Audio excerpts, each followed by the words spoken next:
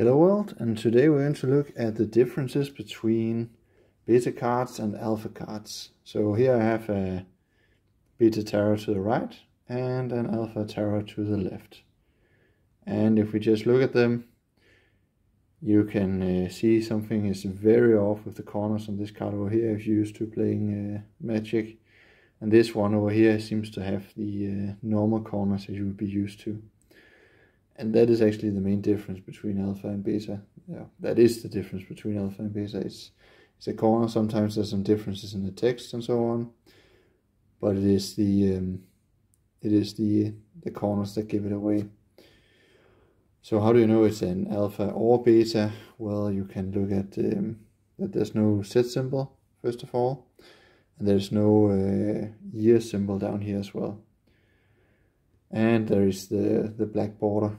So if we take another tarot here from Meriden, we see that it has, I don't know if you can see that, but it has a year down here, and it has a set symbol.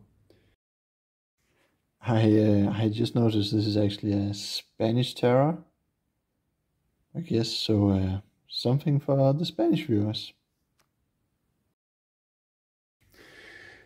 And the early cards did not have any set symbols or years down here at the bottom.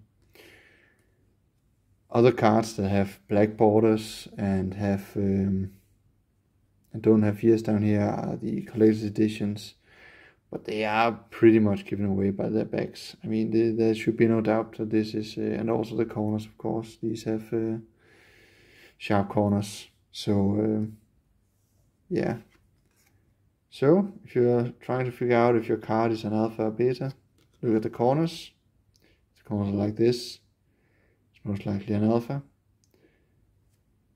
And then, of course, check if there's any set symbols. That can be really difficult on black cards in the early days. But, yeah, and of course the here down here. That is all for now. I hope you like this.